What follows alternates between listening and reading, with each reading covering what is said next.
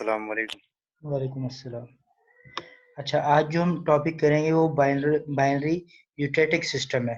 इससे पहले हमने आइसोमर्फ बाइनरी आइसोमर्फ सिस्टम किया था। अब जो है प्योर सबस्टेंस किया था। उसके बाद बाइनरी आइसोमर्फ सिस्टम किया था और अब हम करने जा रहे हैं बाइनरी यूटेटिक सिस्टम। तो प्योर सिस्टम में जो था जिसमें यानी फेज डायग्राम जो प्योर सिस्टम के लिए था, प्योर सब्सटेंस के लिए एक फेज डायग्राम हमने ड्रॉ किया था। उसके बाद फिर आइसोमर्फस फेज डायग्राम ड्रा किया था। आइसोमर्फस वो फेज डायग्राम होता है जिसमें जो दो कंपोनेंट होते हैं वो आपस में डिसॉल्व हो जाते हैं। उसके बाद हमने एक किया था कि नॉन इक्विलिब्रियम और इक्विलिब्रियम सिस्टम क्या है। तो इक्विलिब्रियम सिस्टम ये है कि वो कंप्लीटली जो कंपोनेंट हम सॉल्यूशन बनाते हैं लिक्विड फॉर्म में और फिर उसको हम ठंडा करते हैं तो वो कंप्लीटली डिसॉल्व हो जाता है। लेकिन कंप्लीटली डिसॉल्व वो होता है जो इक्विलिब्रियम कूलिंग होता है। बाय नेचुरली वो टाइम टेकिंग लेता है, वो बाय नेचुरली कूल होता है। वो होता है इक्विलिब्रियम कूलिंग सिस्टम। और नॉन इक्विलिब्रियम वो होता है जो यानी हम उसमें जो है वो उसको टाइम इतना नहीं देते, एकदम टेम्परेचर उसको डाउन कर देते हैं। और कूल करने के लिए उसमें क्या होता है, जो पार्टिकल्स अल्फा और पार्टिकल जो निकल पार्टिकल्स हैं ये आपस में अच्छी तरह से डिसॉल्व नहीं हो पाते। तो अगर मैं उसको ऐसे कह सकता हूँ, अगर निकल पार्टिकल सेंटर में है और अल्फा पार्टिकल सराउंडिंग में है, निकल का टेम्परेचर ज़्यादा होता है तो वो सेंटर में ही रहता है और वो अल्फा पार्टिकल उसके सराउंडिंग में होता है। तो ये पूरी तरह आपस में डिसॉल्व नहीं होते, वो नॉन इक्विलिब्रियम सिस्टम कहलाता है आइसोमर्फस में। ठीक है। ये यहाँ तक हमने कल पढ़ा था। आज जो हम पढ़ने जा रहे हैं इसमें sorry, binary eutectic binary eutectic system. Binary eutectic system में ये उसकी कुछ फिगर है सिल्वर और ये कार्बन की। तो इसमें क्या होता है कि ये अब मैंने आपको बता दिया था आइसोमर्फस में कि ये लाइन जो है वो लिक्विडस लाइन कहलाती है और ये लाइन जो है वो ये वाली लाइन जो है ये सॉलिडस लाइन है। इसमें इस इसके डायग्राम थोड़ा सा डिफरेंट होता है और ये जो लाइन है ये सॉल्वस लाइन कहलाती है। इस सॉल्वस लाइन क्या होती है? ये basically solvus line separates one solid solution from a mixture. ये जो सॉलिड है, क्योंकि यहाँ पे अल्फा बीटा पाया जाता है, ये दो सॉलिड के एक कुछ न कुछ मिक्सचर हैं, लेकिन ये डिफरेंटली अल्फा एक सॉलिड है। तो ये क्या करती है, solvus line separate one solid solution from a mixture of solid solution.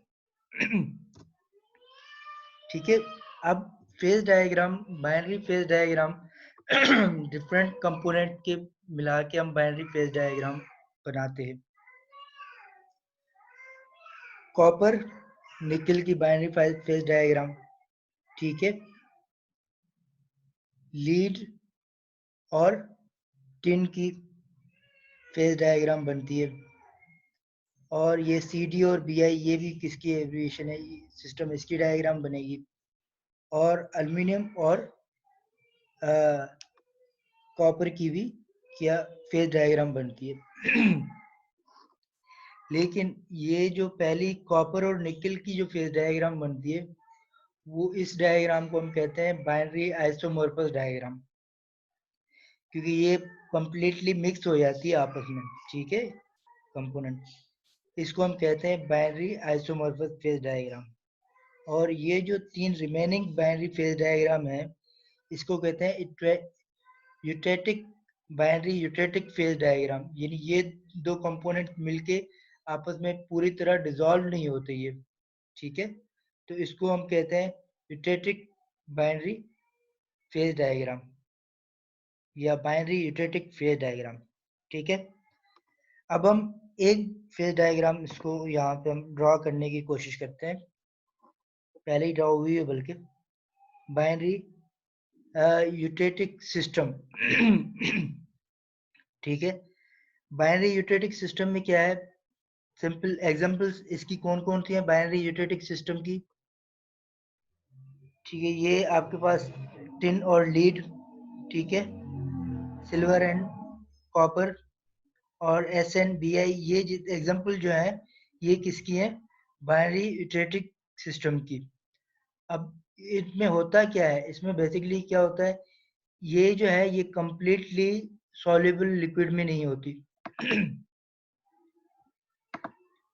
ये कंप्लीटली सॉल्युबल लिक्विड में नहीं होती, और ये इसका जो पार्शियल सॉल्युबल इन सॉलिड, जो सॉलिड में ये भी क्या होता है, सॉलिड में भी ये पार्शियल सॉल्युबल होती हैं। और completely soluble in liquid, liquid में कंप्लीट सॉल्युबल होती हैं, लेकिन सॉलिड में जो है वो पार्शियल सॉल्युबल होती हैं। अच्छा, इस टिन फेज डायग्राम को हम लेते हैं पेंट बॉक्स में, एक मिनट में आपको।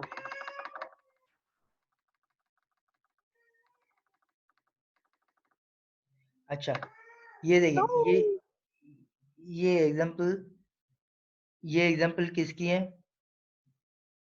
बाइनरी यूटेटिक सिस्टम की। बाइनरी यूटेटिक सिस्टम में क्या होता है, completely soluble in liquid, partial soluble in solid. उसके बाद ये उसकी फेज डायग्राम है, जिसमें ये टेम्परेचर है और ये कंपोजिशन है, ठीक है, और ये टिन और लीड की फेज डायग्राम है। अच्छा, ये हमेशा जो डायग्राम है बाइनरी यूटेटिक फेज डायग्राम, वो इस किस्म इस तरह की बनेगी, ठीक है। तो ये लीड टिन फेज डायग्राम है, ये लिक्विडस लाइन है, ये सॉलिडस लाइन है, और ये सॉल्वेस से लाइन है, ठीक है। और यहाँ पे दो पार्टिकल्स आपस में मिले हैं, और ये लिक्विड यूटेटिक पॉइंट है। यूटेटिक पॉइंट, यहाँ पे जो लिक्विड हम बनाते हैं मिक्सचर, वो यहाँ पे आके सॉलिड में कन्वर्ट होता है। इस दोनों लिक्विड यहाँ पे आके सॉलिड में कन्वर्ट होते हैं, तो उस पॉइंट को हम कहते हैं यूटेटिक पॉइंट, ठीक है। और ये यूटेटिक आइसोथर्म है। ये यहाँ पे जो है वो टेम्परेचर कांस्टेंट होता है, यानी ये 183 सेंटीग्रेड है, तो यहाँ पे 183 सेंटीग्रेड ही रहेगा। और ये तकरीबन 61.9 में ये दोनों जो ये पार्टिकल लिक्विड के यहाँ पे आके मीट करते हैं, और ये सॉलिड शेप में आते हैं फिर, ठीक है। तो इसको हम क्या कहते हैं, यूटेटिक पॉइंट, ठीक है। अच्छा, उसके बाद ये कंपोजिशन है, कंपोजिशन इसमें है, टिन और लीड की कंपोजिशन है यहाँ पे, ठीक है। और यहाँ पे जब यहाँ पे लिक्विड लाइन के बाद यहाँ पे अल्फा प्लस लिक्विड, एक कुछ पार्टिकल यहाँ पे सॉलिड और लिक्विड के होते हैं, और यहाँ पे जो दूसरा सॉलिड है, कुछ पार्टिकल यहाँ पे बीटा और लिक्विड के होते हैं, ठीक है। और इस पोर्शन में एक सॉलिड फॉर्म में पार्टिकल्स होते हैं, जिसको हम अल्फा कहते हैं, और यहाँ पे जो होते हैं ये बीटा के पार्टिकल होते हैं। तो यूटेटिक पॉइंट क्या है, basically eutectic point, liquid and two solid phases exist in equilibrium at the eutectic composition CE, जिसको हम CE से डिनोट करते हैं, एंड द यूटेटिक टेम्परेचर, जिसको हम TE से डिनोटेट करते हैं, ठीक है। और ये यूटेटिक आइसोथर्म क्या है, the horizontal solid line at TE, ये जो टाई लाइन है ये क्या है, यूटेटिक आइसोथर्मल, ये हॉरिजेंटल सॉलिडस लाइन है ये वाली, ठीक है।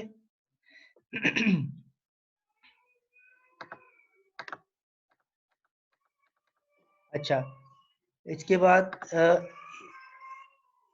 इसी स्लाइड में, सॉरी,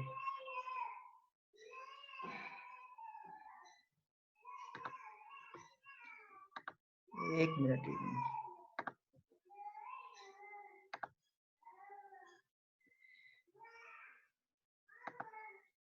अच्छा, यहाँ पे हम थे, ठीक है, यूटेटिक आइसोथर्म। अच्छा, उसके बाद अगर हम 8.1 पे आए तो 8.1 कौन सा है? ये मैंने कुछ पॉइंट दिए हुए हैं इस यूटेटिक फेज डायग्राम में। ये 0.1 दिया हुआ है, ये मैंने 0.2 दिया हुआ है, यहाँ पे मैंने 0.3 दिया हुआ है। तो 0.1 क्या कह रहा है? 0.1 maximum soluble of SN in lead of SN यानी टिन इन अ लीड कितना है? 18% एट 183 सेंटीग्रेड। यहाँ पे कितना जो है वो टिन में लीड कितना है, यानी कितना है सॉल्युबल हो जाता है, ठीक है। तो ये कितना है 20। तो यहाँ पे ये जो है वो कितना हो रहा है? तकरीबन 18%, ठीक है। तो ये मैंने 18% यहाँ पे ये लिख दिया। 0.1 maximum solubility of SN in lead is 18% at 183 centigrade. अच्छा, ये जो है लीड का जो मेल्टिंग पॉइंट है यहाँ पे हमने लिख दिया है 327 सेंटीग्रेड है, और टिन का जो मेल्टिंग पॉइंट है वो है आपका 232 सेंटीग्रेड। अच्छा, अब ये तो 0.1 के लिए था कि 18% लीड जो है इसमें कितना एब्जॉर्ब होता है इसमें? 18% एट 183 सेंटीग्रेड पे। अच्छा, 0.3 जो है, ये 0.3 है। यहाँ पे क्या है? The maximum solubility of PB यानी lead in tin is 3% at 183 centigrade. यहाँ पे देखें ये कितना जो है वो सॉल्युबल हो रहा है, यहाँ पे डिजोल्व हो रहा है, कितना हो रहा है? 3%। तो वो पॉइंट, ये पॉइंट मैंने यहाँ पे रख दिया। और यूटेटिक पॉइंट में जो तीन इक्विलिब्रियम पोजीशन होती है, यहाँ पे डिग्री ऑफ फ्रीडम क्या होता है? 0 होता है। This reaction eutectic point is obtained. यहाँ पे हमें तीन चीजें मिलती हैं। देखिए, एक चीज क्या मिलती है यहाँ पे, देखें ये जो है 183 सेंटीग्रेड पे हमारा SN कितना परसेंटेज होता है, ये मैंने यहाँ पे शो कर दिया। ये देखें ना, यहाँ पे ये जो पॉइंट है, यूटेटिक पॉइंट है, यहाँ पे आपको जो वो SN मिलेगा, जो टिन और लीड जो कितना परसेंट मिलेगा, ठीक है। यहाँ पे आपको सॉरी, ये देखिए ये 62%, ठीक है। अगर यहाँ से हम काउंट करेंगे SN 0 0, तो ये यहाँ पे कितना होगा? 62%। अगर लीड को हम यहाँ से काउंट करेंगे 0, और यहाँ से कितना हो जाएगा? 38%, ठीक है। तो वही चीज मैंने यहाँ पे लिखी है। This reaction called eutectic point at obtained 183 centigrade. 183 centigrade यहाँ पे कितना हमें परसेंटेज टिन की और लीड की मिलती है? 2%। और यहाँ पे आपको जो है वो टिन की कितनी मिलती है? 38%, ठीक है। तो ये एक बाइनरी यूटेटिक फेज डायग्राम थी टिन और लीड की। बाइनरी यूटेटिक फेज डायग्राम में जो लिक्विड मिक्सचर बनता है और वो टेम्परेचर राइज होने के बाद कुछ थोड़ा सा आपस में मिक्स तो होता है सॉलिड, लेकिन यहाँ पे हमें दो सॉलिड मिल जाते हैं क्योंकि ये पूरी तरह मिक्सअप नहीं हो पाता। तो एक अल्फा मिलता है और दूसरा बीटा, और कुछ यहाँ पे अल्फा बीटा आपस में मिक्स यानी हो जाते हैं। लेकिन यहाँ पे लिक्विड फॉर्म के बाद जब सॉलिड फॉर्म में आता है तो हमें दो सॉलिड इसमें मिल जाते हैं। तो इस किस्म के ये डायग्राम को हम कहते हैं बाइनरी यूटेटिक सिस्टम, ठीक है। अब आपके पास प्रॉब्लम कैसे आ सकता है? अब प्रॉब्लम आपके पास आ सकता है कि आप जो है वो eutectic binary eutectic system diagram जो है फेज डायग्राम वो आप ड्रॉ करें, ठीक है। इस तरह का प्रॉब्लम एक मैंने प्रॉब्लम आपके लिए रखा हुआ है, तो वो मैं आपको शो करता हूँ यहाँ पे। इसको ये क्या है? The binary alloy having a 28% of copper, balance Ag silver, solidifies at 779 centigrade. The solid consists two phases, alpha and beta, ठीक है। अल्फा एंड बीटा यानी ये कौन सी डायग्राम है? ये यूटेटिक बाइनरी यूटेटिक डायग्राम बनेगी। Alpha and beta phase alpha has a 9% copper, whereas the phase beta has 8% weight of silver at 779 centigrade. At room temperature, these are pure silver and copper with the melting point of 960 centigrade and 1083 centigrade respectively. अब यहाँ पे ये data आपको दी हुई है, इसके data के through आपको जो है वो ड्रॉ करना है फेज डायग्राम, ठीक है। अब क्या कह रहा है सेकंड में, the sketch of phase diagram and label all fields and line. ये आप जो है वो स्केच डायग्राम जो है वो स्केच करें फेज डायग्राम, ठीक है। और यहाँ पे कह रहा है estimate the amount of alpha and beta in the above alloy at 779 centigrade. अच्छा, हमजा जी सर। आवाज आ रही है मेरी क्लियर? जी जी। अब ये देखें ये क्या कह रहा है, ये सिल्वर और कॉपर का कह रहा है कि इसका जो है वो आप फेज डायग्राम ड्रॉ करें, ठीक। और हमें दो सॉलिड दे रहा है कंपोनेंट के, उसके फेज क्या है, अल्फा और बीटा हमने कहा है यहाँ पे। तो जिसमें दो इस तरह सॉलिड कंपोनेंट आ जाएं तो वो आपकी बाइनरी यूटेटिक फेज डायग्राम बनती है, ठीक है। अब उसके लिए आपको ये सारी डेटा दी हुई है। अब बाइनरी यूटेटिक डायग्राम के लिए, फेज डायग्राम के लिए पहले तो हम एक लाइन यहाँ से ड्रॉ की, हमने एक लाइन यहाँ से ड्रॉ की, ठीक है। और ये हमने जो है वो क्या था, सिल्वर है और कॉपर है, तो इस सिल्वर को मैंने यहाँ पे इस पॉइंट पे 100% कर दिया और यहाँ पे कॉपर को मैंने यहाँ पे 100% कर दिया, ठीक है। अच्छा, ये लाइन हमने ड्रॉ कर ली और ये यहाँ तक हमने ड्रॉ कर ली। अब क्या है, क्या कह रहा है,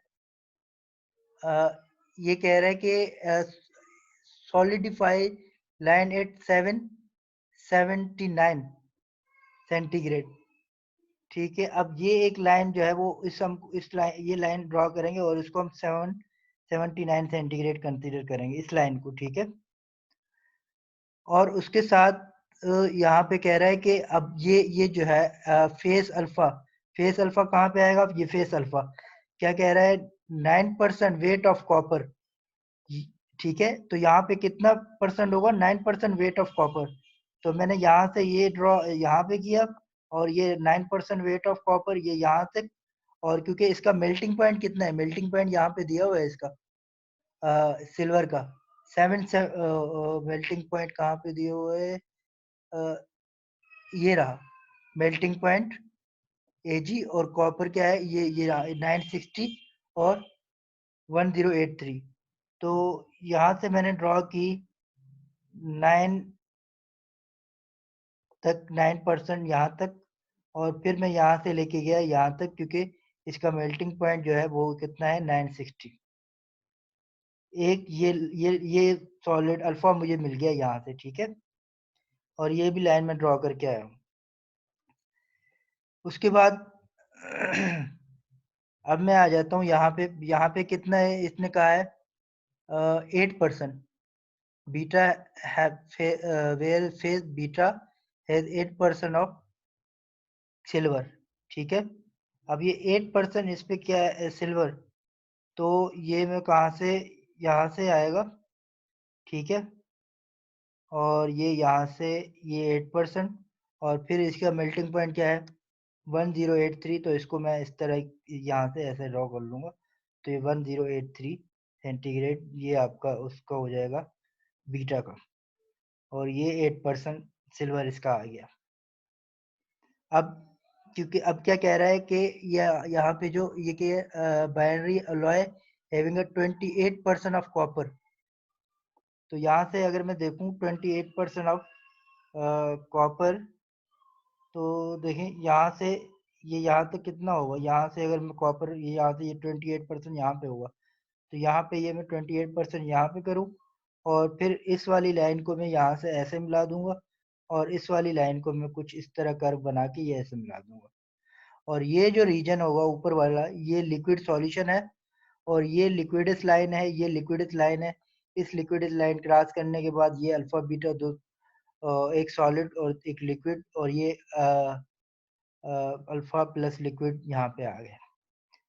और इस लाइन क्रॉस करने के बाद जो है ये सॉलिड में आ जाएंगे, सॉलिड फेस में आ जाएगी। इस पॉइंट को हम कहेंगे यूटेटिक पॉइंट। ठीक है। अच्छा हमजा, यहाँ तक समझ में आया? जी सर।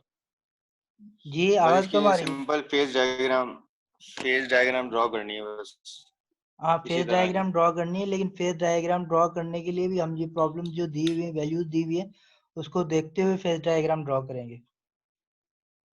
सही। ठीक है। ठीक। तो कैसे करेंगे बताएं पहले आप थोड़ा। सही, इसमें अगर वैल्यूज अगर चेंज होती भी हैं तो ये तो जो टेम्परेचर की लाइन है ये तो कांस्टेंट रहेगी, बाकी नहीं जो गिवन टेम्परेचर परसेंटेज है अल्फा बीटा ये वेरी करे। हाँ नहीं, सबसे पहले देखें ये लाइन ड्रॉ करेंगे। ठीक है, ये वाली लाइन ड्रॉ कर ली हमने, जी। क्योंकि ये बनेगा तो बाइनरी यूनिटेटिक सिस्टम फेज डायग्राम। ठीक है, क्योंकि यहाँ पे दो सॉलिड आपको दिए हुए, एक अल्फा और एक बीटा। ठीक है, ये दोनों सॉलिड है, तो इसलिए सही। ये सबसे पहले ये लाइन ड्रॉ कर ली आपने। अब देखें कि इस पे जो है ये वेट कितना है इसमें। Face alpha has a 9% weight of copper. ये फेस अल्फा हो गया। कितना परसेंट वेट ऑफ कॉपर है? 9%। अब मैं यहाँ से कॉपर क्या है 0, तो यहाँ पे कितना आएगा? ये 9%, एक अंदाजे में। तो अभी यहाँ पे 9%, तो इस लाइन को मैं ऊपर लेके जाऊंगा और इस जो टेम्परेचर वाली लाइन है यहाँ पे मैं क्या करूंगा, इस टाई लाइन से मीट कर दूंगा। ठीक। और ये मैं कुछ इस सही। तरह से कर्व इस तरह से बना दूंगा इसको ऐसे। और क्योंकि इसका मेल्टिंग पॉइंट दिया हुआ है 960, तो इसको मैंने यहाँ से इससे इसके साथ मिला दिया और इसको मैंने नाम दे दिया अल्फा। अब मैं आ जाऊं बीटा पे। क्या कह रहा है आगे? वेयर फेस बीटा है 8% ऑफ सिल्वर। ठीक है, यहाँ पे सिल्वर क्या है आपका, समझ लें 0। तो अब यहाँ पे जब आऊंगा तो कितना होगा? 8%।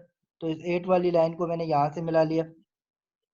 और इसका मेल्टिंग पॉइंट कितना है सिल्वर का? 1083।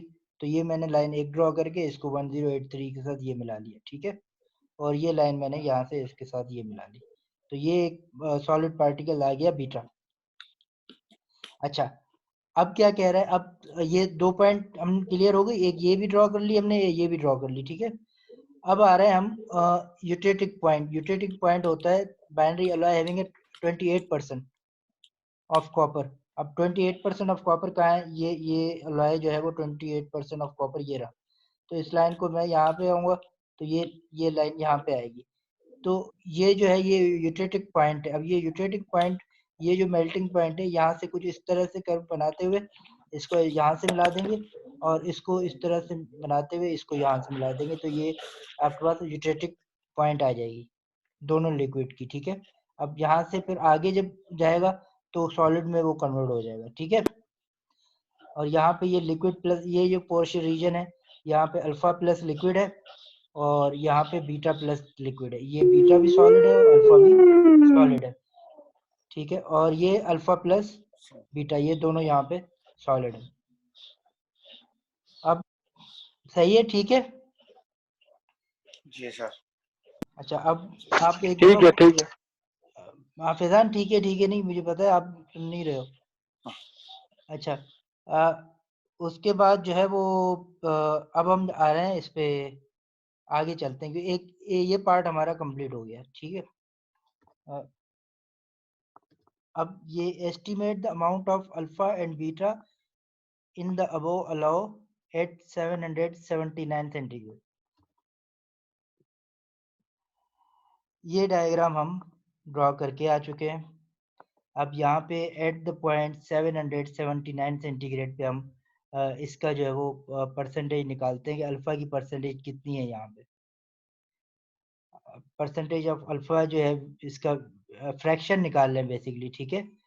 वेट ऑफ अल्फा यहाँ पे होगा BC अपॉन AC। तो BC यहाँ पे क्या है, ये यहाँ से लेके ये क्या है BC, और AC का है डिवाइडेड बाय AC, यहाँ से लेके ये AC है।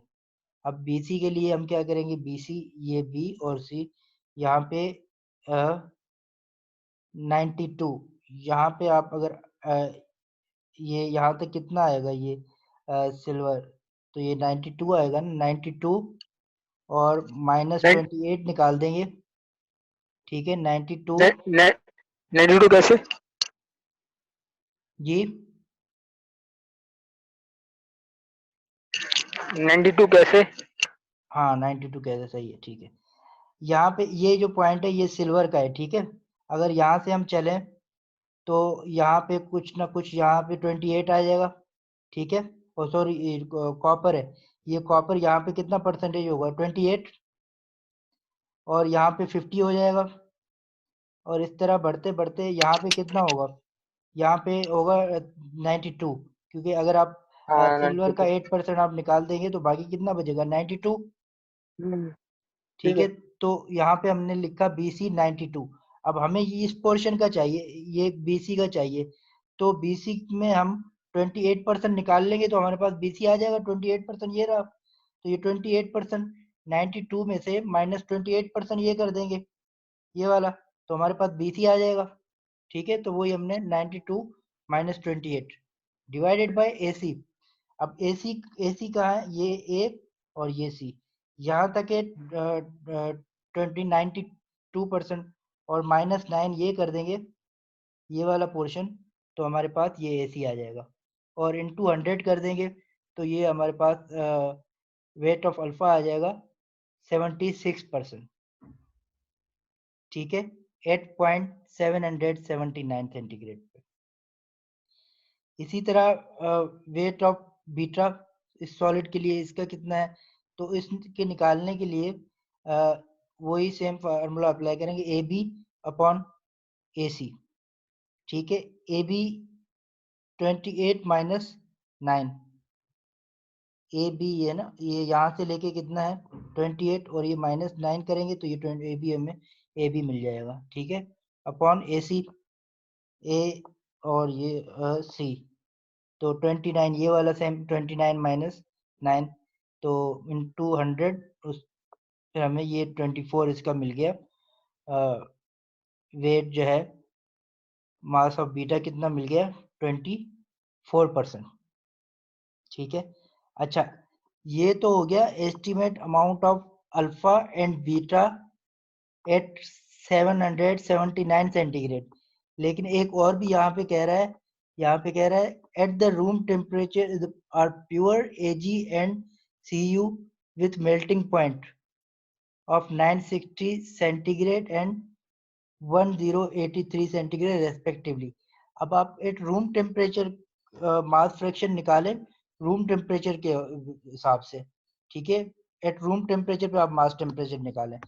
अब एट रूम, यहाँ पे मैंने लिख दिया एट रूम टेम्परेचर के लिए हम डेटा कहाँ से लेंगे, ये जो बेस पॉइंट है इसको हम रूम टेम्परेचर ही कंसीडर करेंगे, ये जो बेस पॉइंट है, तो इसको मैंने नाम दे दिया A डैश, B डैश और C डैश। ए अल्फा जो है परसेंटेज ऑफ अल्फा क्या होगी BC डैश और AC डैश।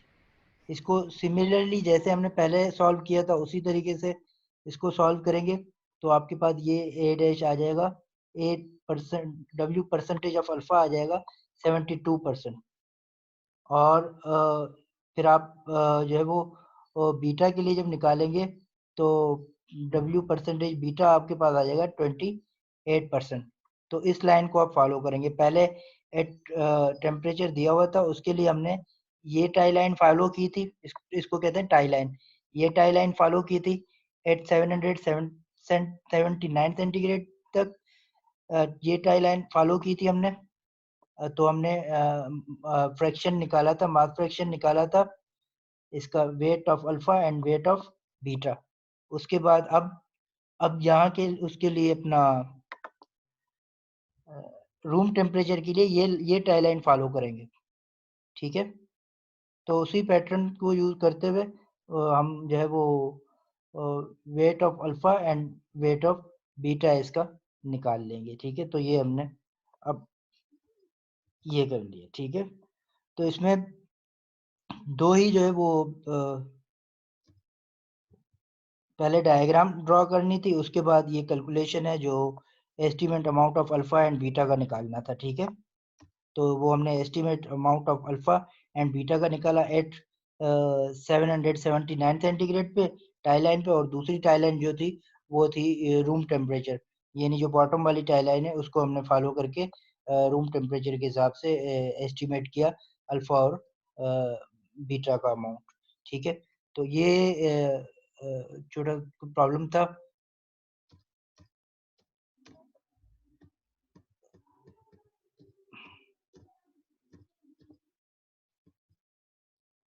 ठीक है जी हमजा।